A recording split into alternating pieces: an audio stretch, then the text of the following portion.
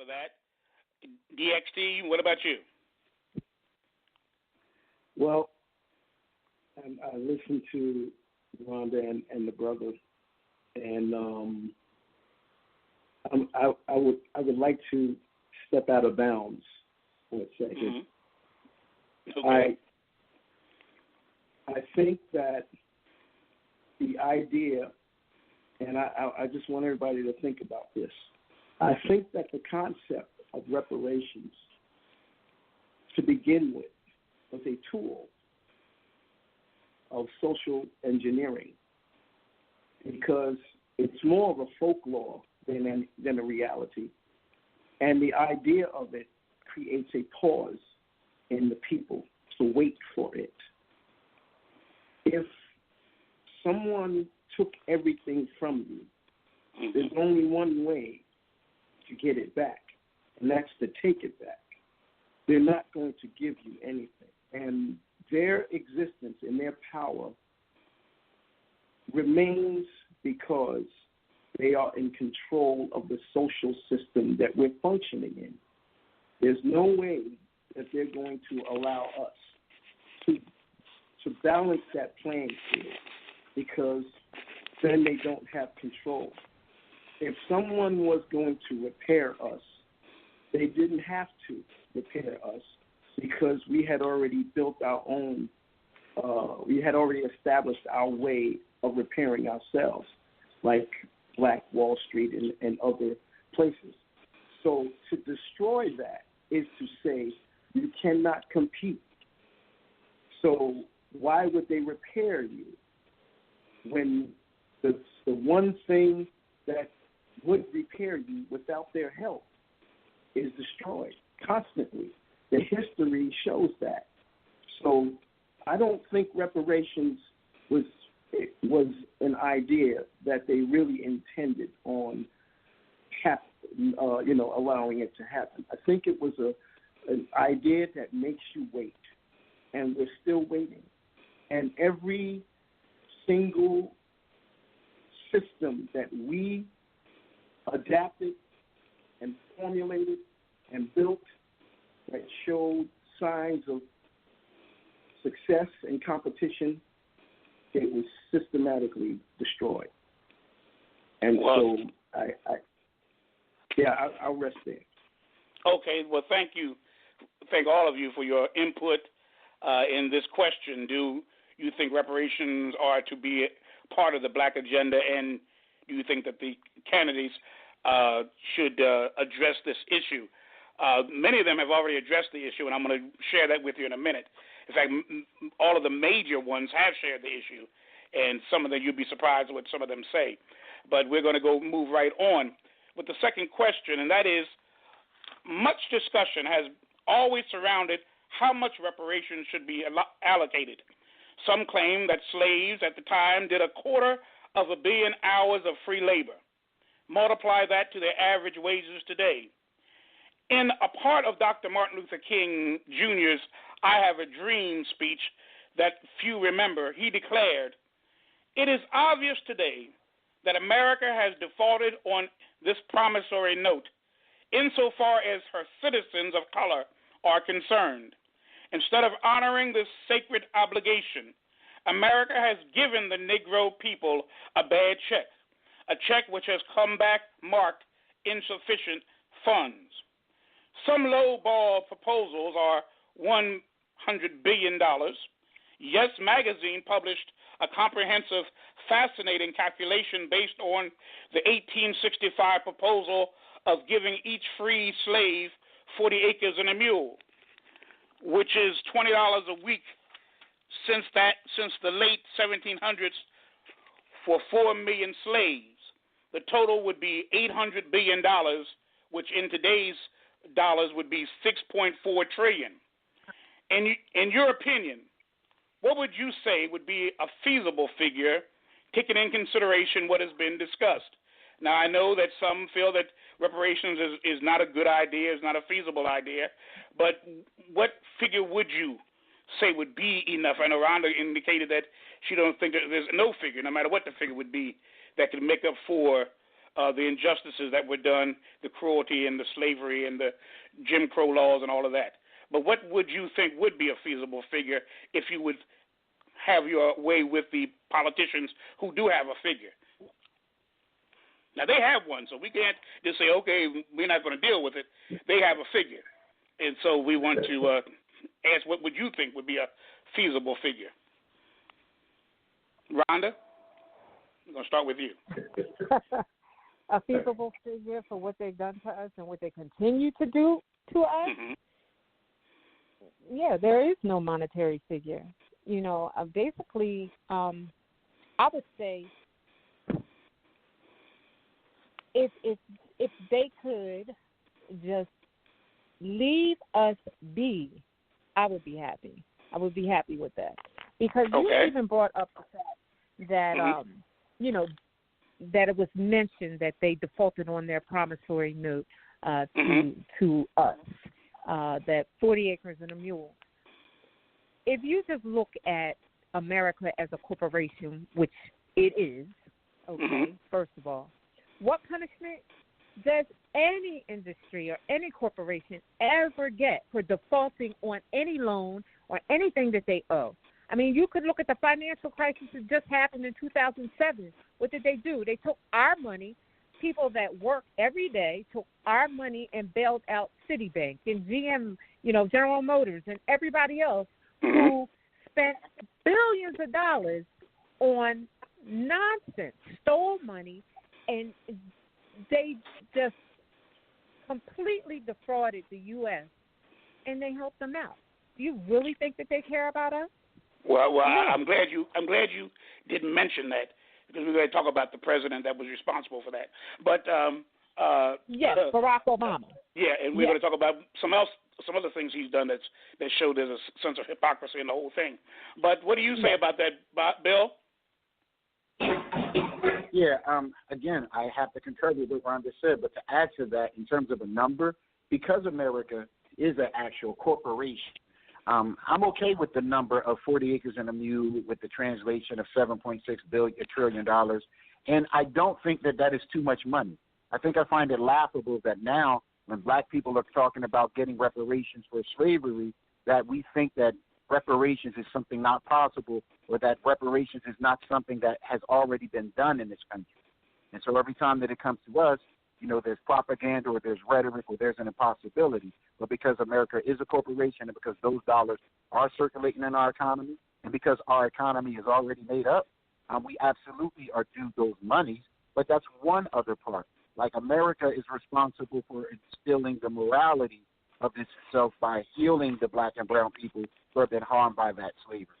So they only have the responsibility of, I think we have to talk about reparations in its totality and not the actual physical sense of the money and the resources and infrastructure that needs to be happening to restore those groups of people. But we need to talk about the country's moral fiber and how us not being restored is negatively impacting an entire country of people who are also suffering from being deprived economically, because if we talk about America in its totality, a very few number of people have the actual wealth and influence and are actually controlling the country rather than dispersing power and allowing everybody to live unencumbered in pursuit of the American. Well, thank you, Bill, for that. And you're very insightful. We're going to be dealing with reparations. It's not a new idea in this country.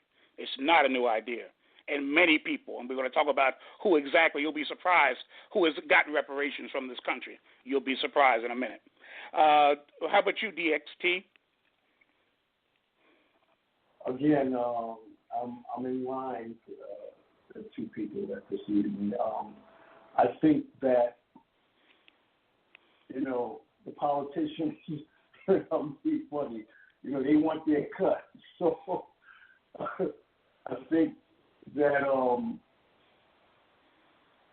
it's not enough. And truthfully, in the condition that we are in as a people, it would be dangerous, you know, because there'd be a whole bunch of new Air Jordans on the street.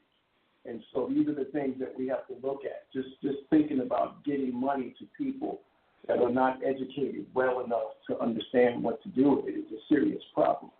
And then there's the other factor. 90% of America's businesses, as far as technology, is built from materials that come out of the continent of Africa. I think it would be in our best interest to go back and help our brothers and sisters to take control of the actual resources that finances the world, from the diamonds to the cobalt to how they build the phones and the computers and all of that. That's the wealth of the world, and so it would be a smarter thing to do, in my opinion. Sure, we could use some money, but enough for us to set ourselves up properly without the assistance of anyone. But to just shuttle money back into a community of people who are not, for the majority, in the right mindset to deal with something like that, it wouldn't make sense. Well, thank you all for your opinion on this issue.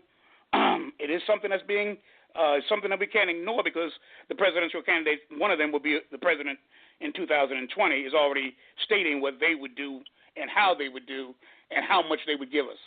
So, or at least how much they would push for. But before we get into the next question, I want to talk about what Bill has indicated about other instances of reparations. I just want to share this very important fact. If descendants of slaves are given reparations, it will not be the first time that the federal government granted such reparations to a group of people. Some of them are not educated either in the past. The first to receive reparations were slave owners. How ironic is that? Slaves were denied reparations, yet their masters were given reparations by order of President Abraham Lincoln in 1862, while the Civil War was going on. Lincoln, in that year, emancipated the slaves in Washington, D.C., but to assure that the former slave masters remained loyal to the Union, they were offered $300 per freed slave. There were 2,690 slaves in Washington, D.C., and the other borderline states. So you can imagine each of them were getting $300 per slave. Now, that was the first reparation. Slave owners received the first reparations from the federal government by the great emancipator, Abraham Lincoln, in 1862. The second reparation was given under the administration of President Ronald Reagan in 1988. That's during all of our lifetime. We gave some more money when the federal government agreed to pay Japanese Americans $20,000 each for the survivors who were held in internment camps during World War II. Now, there were 110 to 120,000 Japanese who were imprisoned at the time. So each of them got $20,000 ordered by President Reagan, approved by Congress in 1988. The third time there was reparations were under President Barack Obama, the first quote-unquote black president, in 2016. At that time, the federal government approved nearly $500,000 to be given as a settlement to 17 Native American tribes who sued because of mismanagement of land, isn't that weird, and violation of their civil rights. This was the fulfillment of a campaign pledge made to the Native Americans during the campaign of number 44 president, Barack Obama. Barack Obama thought it was unfeasible to give reparations to African Americans. He thought it would be a slap in the face for other minority groups, and yet he campaigned, promised that Native Americans would receive reparations. And this was not the first time. From 2012 to 2016, he gave 4 reparation monies to persons who are Native Americans in this nation. So reparations is not new. From 1862 to 2016, we've given slave owners, Japanese Americans and Native Americans thousands upon thousands of dollars. Barack Obama, while president, thought that reparations to descendants of slaves was unfeasible and would cause a problem with other minority groups. Alexandria Ocasio-Cortez, Congresswoman from New York, in an interview with a black journalist, stated that African Americans and Latino Americans are in the same struggle and believes that reparation is not about slavery, but rather about economic disparity and should include Mexicans, Puerto Ricans, and all other Latin American peoples. Elizabeth Warren, senator from Massachusetts, wants to add Native Americans as recipients. Now, they already got 4 times. They've got reparations.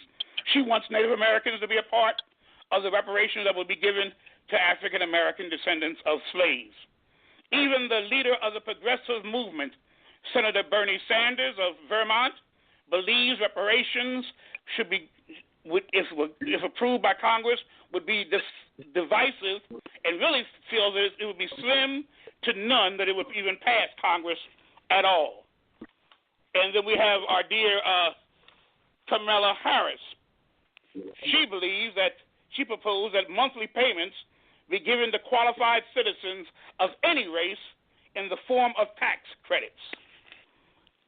So they all got an idea of what we should do with the African American and with others as it relates to reparations. We have a history of reparations in this nation. If you add all of it together, it would be much more than billions of dollars. If you add all the groups that have already been given money. So what do you think about the views of each of these politicians? DXT, I want you to start with this one. Again,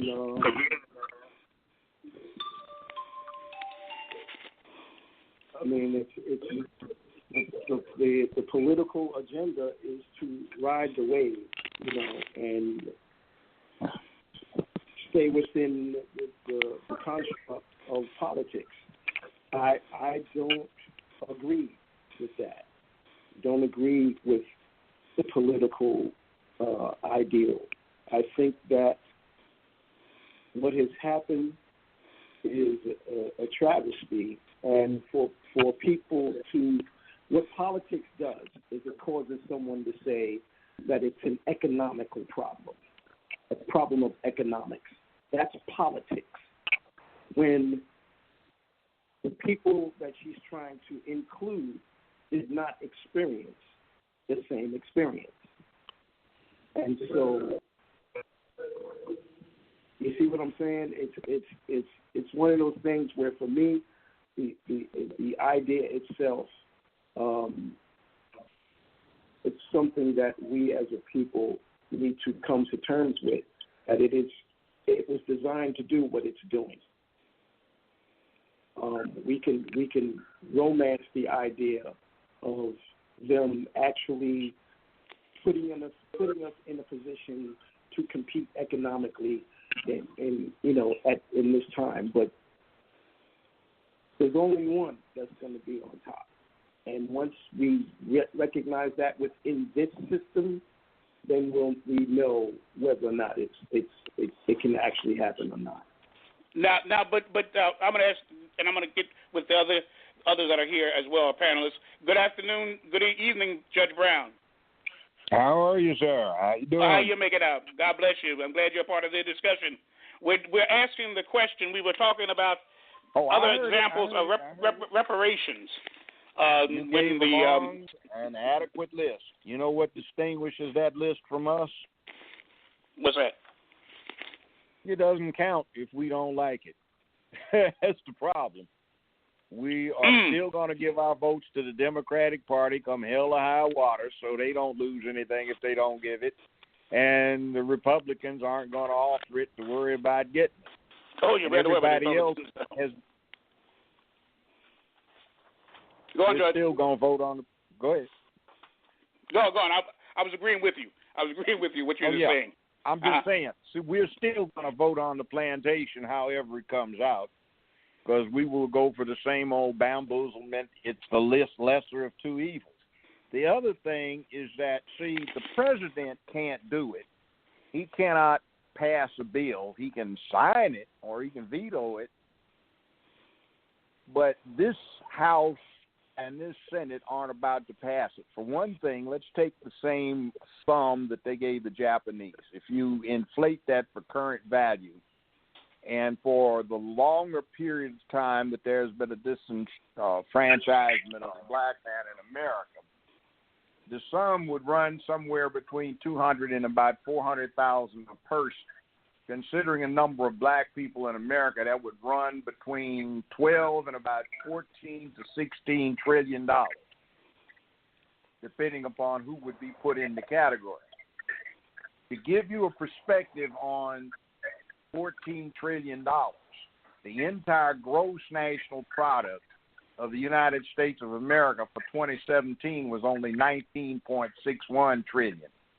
We can't afford it. In other words, it shows you that the true value of what blacks suffered during slavery and adequate reparations, let's take 40 acres and one damn mule and compound the worth of that semi-annually on a reasonable basis, the country can't afford to pay what it's worth. And they are not going to get themselves on record of acknowledging what happened with slavery. See, the other thing that I've heard when I have sort of been sitting in the back of bars where white folk frequent is we didn't like it. We should have got ourselves free from it. And we don't fight. All we do, the worst we do is get out on our knees and pray, and somebody's supposed to be embarrassed enough to let us have what they want. They don't give a damn. And if any fighting was done, it was when one of them was whipping us across the head until they got to feeling guilty about it. So we don't count. We have no pressure to vest.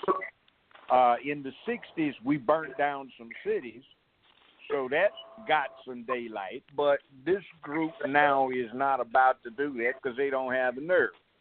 Next thing is the thugs that would have done it back in the 60s. They're too effeminized now because they don't have any daddy in the home.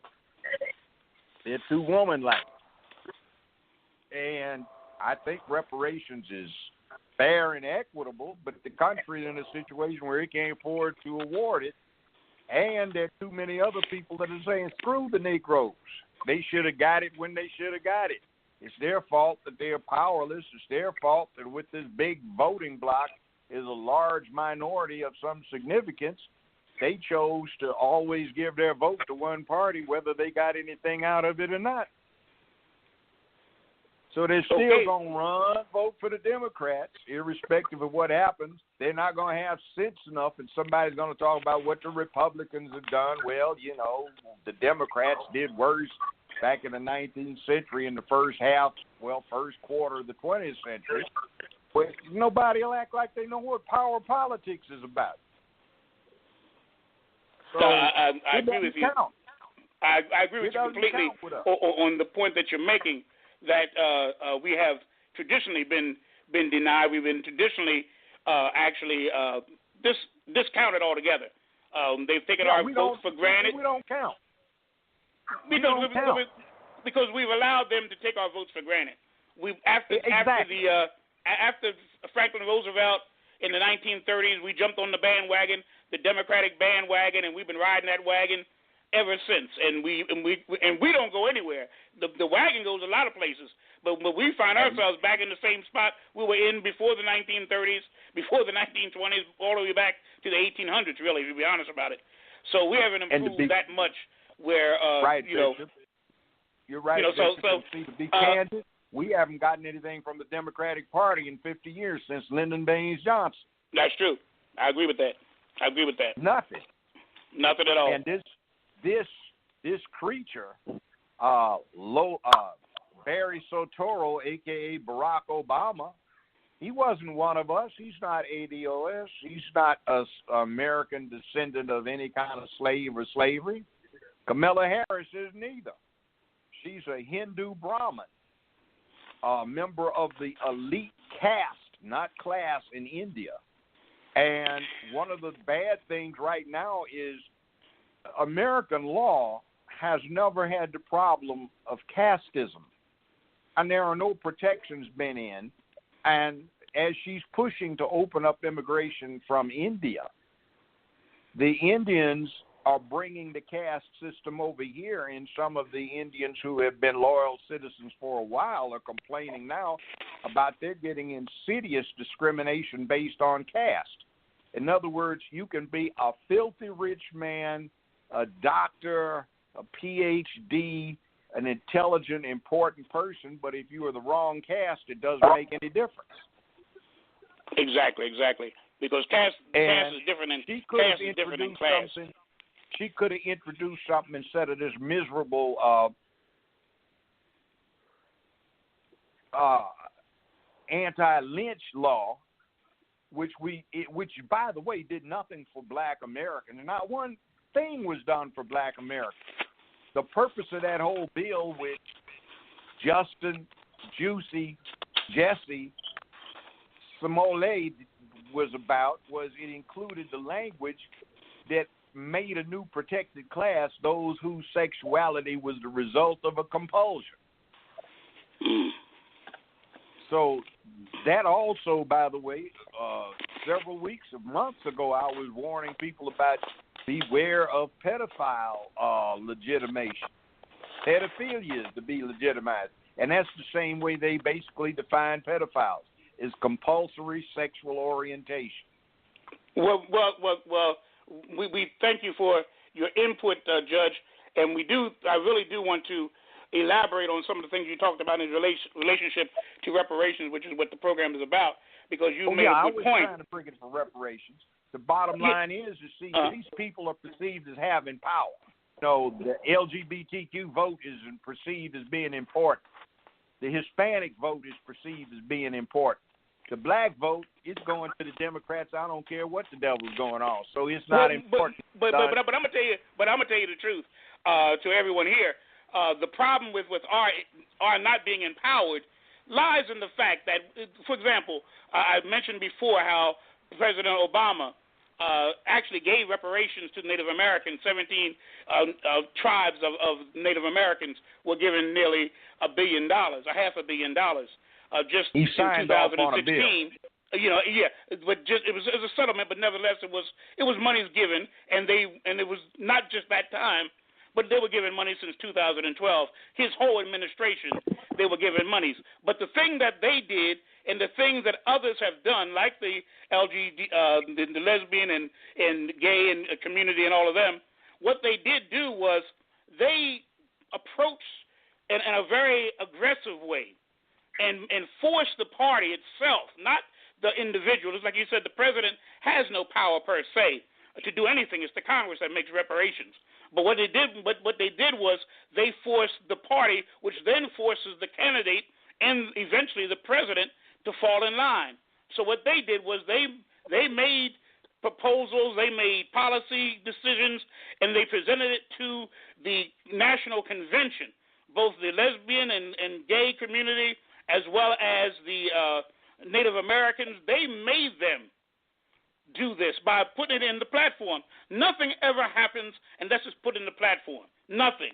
Because the platform, like you were saying, I think last time we met, Judge Brown, I don't know whether it was this program or one of Val's program, that there's only one or two programs that will actually be enforced, that the president or the Congress will be able to push forward. So you have to be very deliberate about what they are.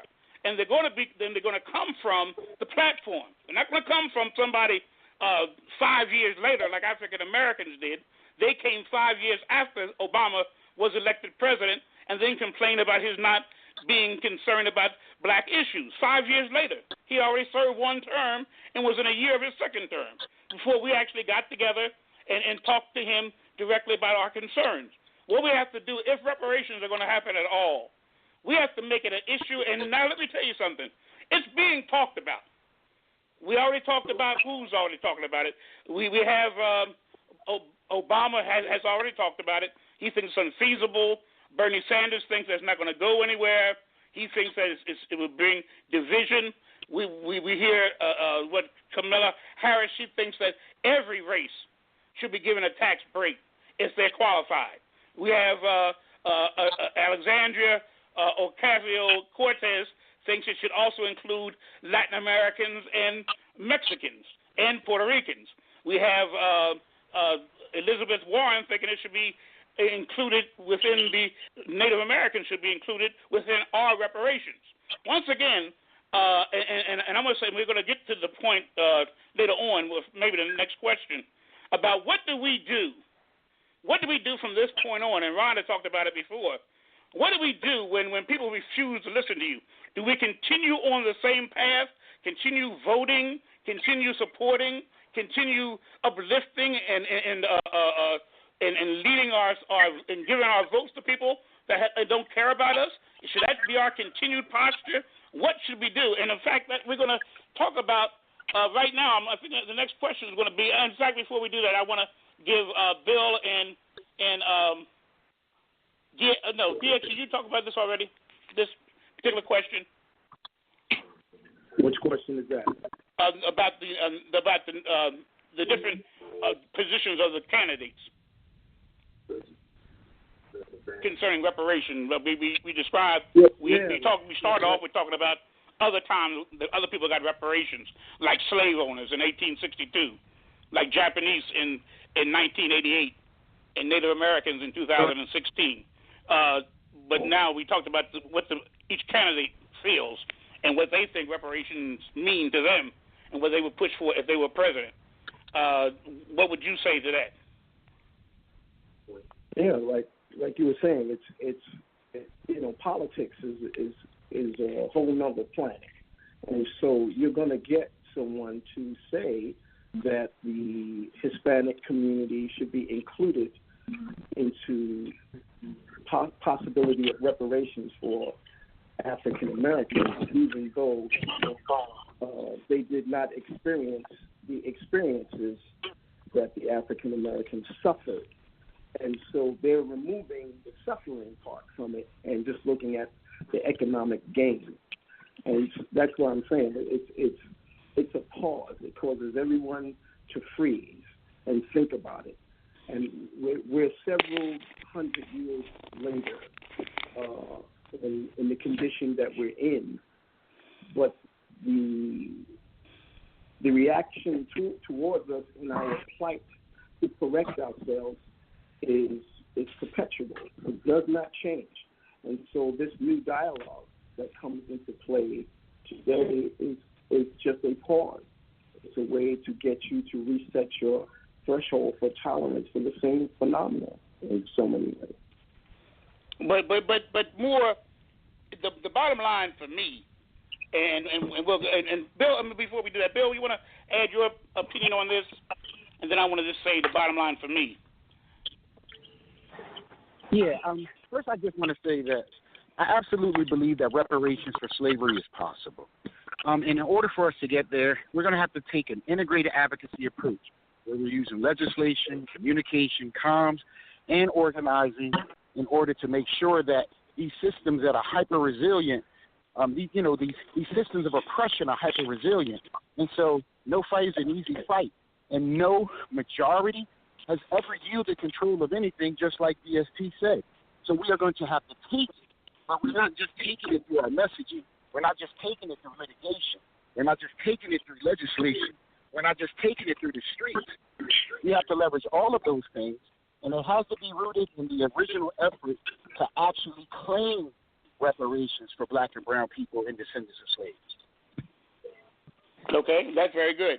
We have to take a multifaceted, a multi-targeted approach, not just one area, not just looking to the president or the Congress alone, but take it to the streets. I think one thing we have to understand: this is an old proposition way back there in the 1800s, 1865 to be exact, well over 100 years.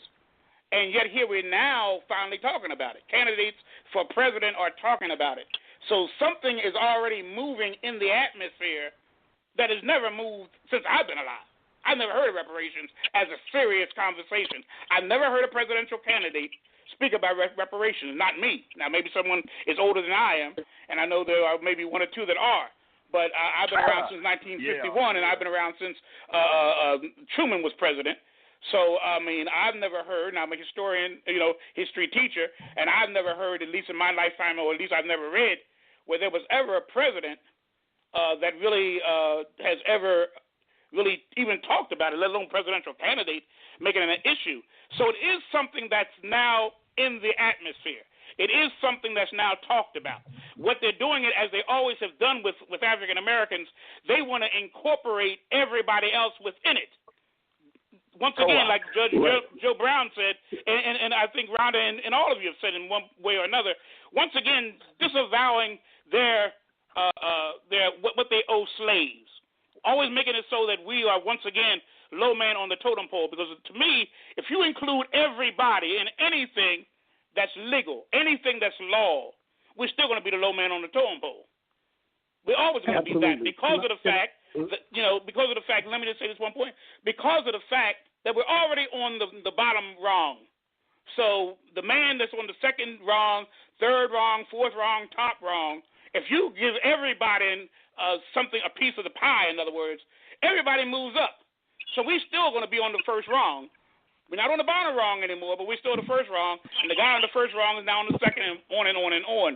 So they keep us where we are going to always be if we don't fight for what we want. We don't fight enough. We talk, a lot of rhetoric, a lot of screaming, a lot of shouting, but we don't fight, meaning a continuous onslaught, just like Bill said, in every aspect of society, every institution within this government, and to be consistent and persistent about it. Who wants to comment on any of this? Let me make a remark on that. Yeah. We wouldn't have what we have now had not ordinary people burnt down a good portion of a number of large American cities back in the mid-'60s. The civil rights thing, nonviolence, didn't get us anything. It was the concern for doing the comparable amount of damage that the Air Corps did in World War II to Nazi Germany that spurred them to do something about it. We are no longer the largest minority in the country. The Hispanics are. Mm-hmm. And that is a political reality that we have not yet adjusted to. So when young Missy out of New York talks about blacks and Hispanics and Puerto Ricans, she's playing to what she sees to be a larger audience for a larger future career. And then our own group. She's Hispanic. Yeah. So, she's Puerto Rican. The other thing is we fail to see something important. It is disingenuous to start having presidential candidates talk about it because, as we've already established, there's nothing they can do about it. So you have people focusing on presidential candidates, promising things that it's impossible for them to deliver on, and that is a distraction. So let's say if the Democratic Party gets a candidate that says, I promise to support reparations for black people. Well, there's no way under the Constitution he can do anything other than say, I support it just like you or I can. So everybody says, okay, we'll vote for him because he's promised to support it. Well, that's not going to do anything about getting legislation drafted. That's not going to do anything about getting it out of committee. That's not going to do anything, getting it off the table to be heard in committee. That's not going to do anything about getting it to the floor. It's not going to do anything about getting it passed in both houses. And remember, the majority of the Senate is Republican, and they increased their majority in the last election. So even if it prevailed in the House, it's not likely to get through the U.S. Senate, so there's no bill for the president to sign. So what happened? We just got bamboozled again. Oh, we voted for somebody because he promised. You see, and our votes won't be taken away. We might do well just to boycott an election and say give Trump 4 more years. Look at the facts under what he's done. The black unemployment's at its lowest rate in 51 years since LBJ. It's under Trump. Money going to historical black colleges and universities, like them or not, it's at its highest level since 50 years ago. There is some reform that he's pushing about prison. People talk about, he doesn't really mean it. Well, none of the rest of them do either. But at least if somebody is going to say, I'll sign it, that's something you can put up or shut up. Let's see if you do. But we don't have anybody in there that's talking about it. Kamala Harris is angling on something that has nothing to do with us because she's not one of us. You've got to see pictures of Hindu women. She looks like your typical Hindu. She's not one of us. It's just they resemble us. They're classified as Caucasian. She is a Caucasian. Not only is she a Caucasian, she's what these mysterious blonde-haired, blue-eyed Aryan supermen actually look like. She is an Aryan. That is the definition of an Aryan. But unlike the lying Nazis who had everybody believing that, they actually are rather paper bag brown skin with long, coarse hair. And it's dark hair and brown eyes, just like Kamala Harris. But you see, we get lied to. And Cory Booker, we don't know what that house Negro is going to do. And if he got elected, just like Obama's problem, he doesn't have any hookup with the House or the Senate. He couldn't do anything. And by the way, speaking about waiting so long to try and approach Barack Obama, during the first 2 years of him being in office, the Black Caucus was famously saying, we can't find him. We can't get him. To find out what he's up to, we got to watch CNN to see what he's saying because he won't meet with us. Okay. So with that, but you're absolutely true. I mean, the president is a figurehead. I mean, we have to understand that. He's still going to be the Congress that approves anything. No, he's however, not a I have to say, like Bill said, we have done it. It has been done in the past with the approval of a pledge from a president.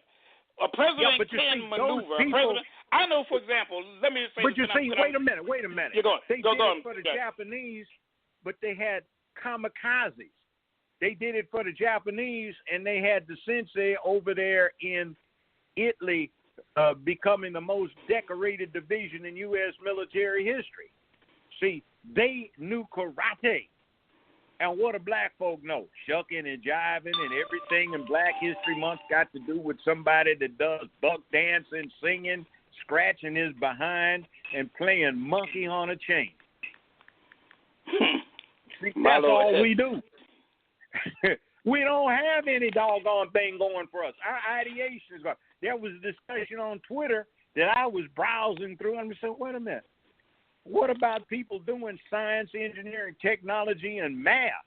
What about that? Oh, well, see, it's more important because we influence the world. So who gives a damn about dancing? That's just the entertainment. Rich folk ain't got time to dance because they're too busy exerting power. And we spend all our time dancing and sucking and jiving and scratching our behinds and jumping up and down trying to grin right.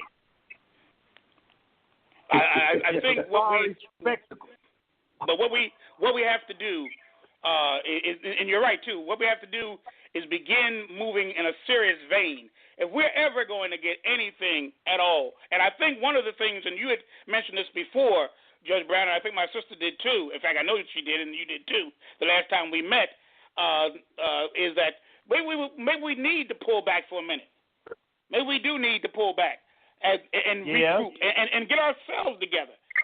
Get ourselves together. It doesn't take all the black community. Let me tell you this, and anybody knows history at all, it doesn't take every person in the society to make a change. When the Russians took over, the communists took over Russia, it wasn't every Russian that participated. In fact, to be honest with you, the Bolsheviks was a minority group within the Communist Party. They weren't even the major group in the Communist Party. The Mensheviks were. But they kept on plugging with Lenin. They kept on plugging, and they got themselves so organized that they began, once again, you mentioned Hitler, that the Nazi Party, the Socialist Party, was a minority party. But they refused to let their minority status keep them in a minority mindset. And there's a thing called a minority mindset. Bishop. Yeah. They were serious business, Bishop, and they killed a lot of people. Yeah, I mean, but we understand that. We understand that. We don't. The method and the methodology. To do that. See, here's the thing. Mm-hmm. People need to hear more of you. They need to hear more of me. There are other True. people they need to hear of, but they can't because we are on minor media. On the mainstream media, they push these bug dancing house Negroes fresh out of a minstrel show. And that's CNN, Fox, MSNBC, ABC, CBS, all of them, yeah. Mm-hmm. OWN, whatever it is. They got bug dancing, half-stepping, handkerchief head wearing, head rag. I'm about to laugh. Head rag sporting house Negroes that they push the PR folks, ranging from that buffoon Al Sharpton all the way up to that other buffoon. What's the one? The bald-headed one that's on CNN. They love so much that sounds so stupid. There's always kissing butt. Don Lemon. You talking about Benny Jones? Oh, you talking about yeah. Okay. Yeah. Yeah. See. Yeah, that's right. They got all of these half-stepping folks that they shove down our throats. And then you got that fool. He even took a picture with his husband dressed up in that tux dress. His white husband, by the way. And see, they push that. Oh, he's so entertaining. Why are you watching that fool? But I like it. Boycott it. But I really like it. Damn, you aren't getting anywhere if you can't give up that kind of buffoonery to make a point. We bail out Hollywood over and over. That Black Panther movie was necessary for Walt Disney and ABC to stay soft because they'd gotten a huge judgment taken against them. So we la-da-da got a picture where the last final scene in it was black women of the tribe with swords and spears and arrows and guns and future weapons trying to have a gun battle, a old-time battle with the men of the tribe and killing each other. And that's what we subsidize. So Walt Disney, who was a racist dog, and ABC can keep doing what they're doing. And we don't have better sense than that. My Lord. But they need money, and they put out a girls' trip with 3 lesbians acting a damn fool and embarrassing the idea of a college-educated black woman by what they are portraying on the screen, and we got every sister dragging her little children to go see that nonsense. And the parking lot's completely full, and all of the shows are sold out. Well, let me get to